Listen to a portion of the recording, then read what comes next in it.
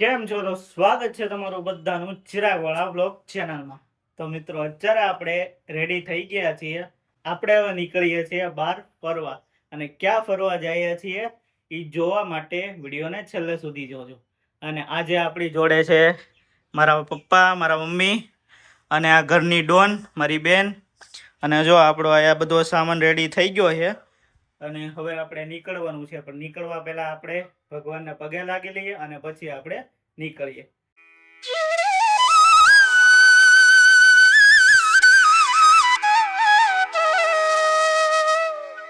તો ફાઇનલી મિત્રો આપણી બસ આવી ગઈ છે અને આપણે જવાનું છે વડોદરા. તો ચાલો હવે મળીએ વડોદરા.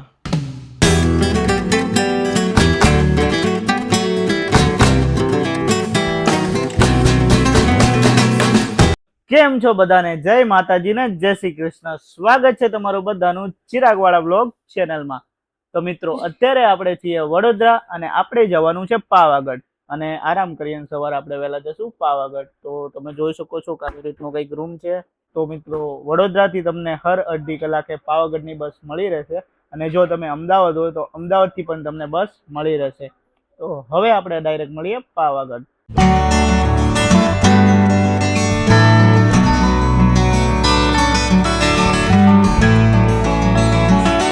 તો ફાઇનલી મિત્રો આપણે અત્યારે પાવાગઢના બસ સ્ટેન્ડે ઉતરી ગયા છીએ.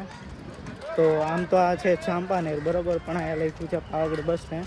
તો અહીંયા તમને આ તુફાન ને એવું બધું બતાય છે. તો ત્યાંથી આપણે જવાનું છે ઉપર ડુંગર.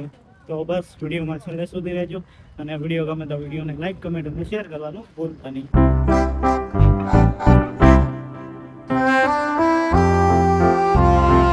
તો ફાઇનલી મિત્રો આપણે પાવાગઢ પહોંચી ગયા છીએ, અને તમે જોઈ શકો છો કંઈ આવી રીતનું કંઈક પાર્કિંગ છે. અને આપણે સામે સીડી છે, ત્યાંથી આપણે ઉપર જવાનું છે. તો ચાલો આપણે જઈએ, જોઈએ કે આપણને ઉડન ખટોલા મળે છે કે નહીં. જો ઉડન ખટોલા મળતું હોય રોપવે તો આપણે એમાં જ જવાનું છે, કેમ કે અત્યારે તડકો એટલો બધો થઈ ગયો છે. તો આપણે જોઈએ હવે.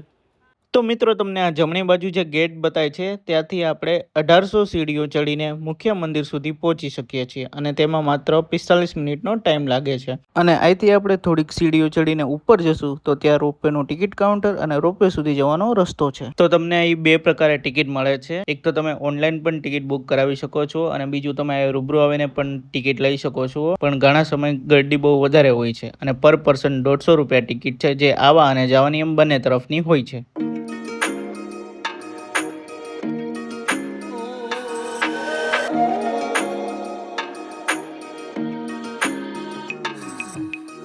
તો મિત્રો જેમ રોપવે ધીરે ધીરે ઉપર જાય છે, તો વચ્ચે અમુક જગ્યાએ તો એટલો ધીમો થઈ જાય ને કે આપણને એમ લાગે કે કેમ ઊભો રહી ગયો, પણ ઊભો ના રહ્યો હોય. ધીરે ધીરે ઉપર ચડે.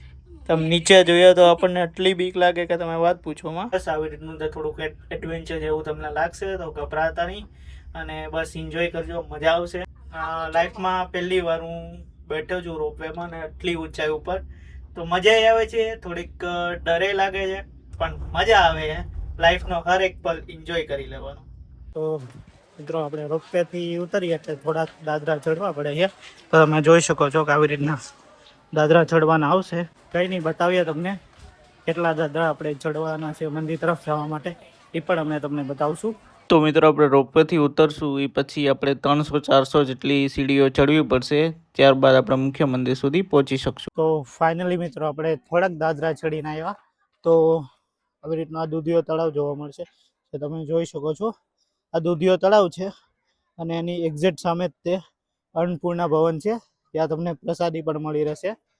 અને થોડાક થાકી ગયા છીએ તો થોડોક આરામ કરવા બેઠી ગયા છીએ. તો થોડોક આરામ કરીએ અને પછી આપણે ડુંગરો આગળ ચડશું. તો વિડીયોમાં છેલ્લે સુધી રહેજો, અને વિડીયો ગમે તો વિડીયો લાઈક, કમેન્ટ અને શેર કરવાનું ભૂલતા નહીં. તો ફાઇનલી આપણે પહોંચી ગયા છીએ મંદિરે, અને બસ હવે આપણે જવાનું છે માતાજીના દર્શન કરવા. અને તમને અહીંથી ડુંગરા ઉપરથી વ્યૂ બતાવું, કેટલો જોરદાર વ્યૂ આવે છે.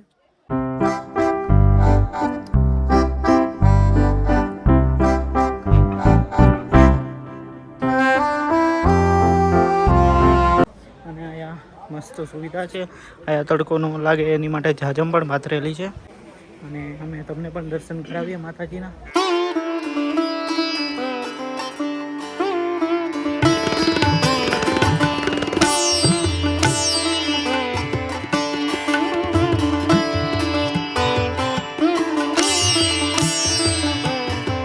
ફાઇનલી આપણે માતાજીના દર્શન કરી લીધા છે અને જોડે તમને પણ દર્શન કરાવ્યા છે મિત્રો. પાવાગઢનો ઇતિહાસ એ ઘણો ભવ્ય છે. કહેવાય છે કે અહીં સતી માતાના જમણા પગનો અંગૂઠો પડ્યો હતો, એટલે જ તે આ 51 શક્તિપીઠમાંનું એક શક્તિપીઠ છે.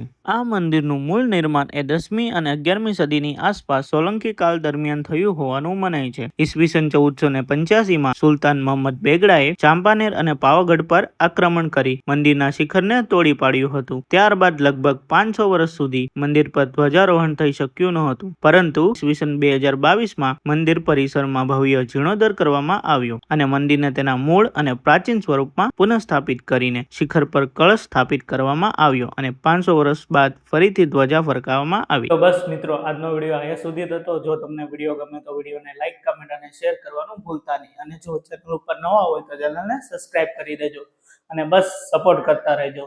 અને નેક્સ્ટ વિડીયો હું ક્યાં જઈને બનાવું એક કમેન્ટ કરજો. તો મળીએ હવે ડાયરેક્ટ નવા વિડીયોમાં.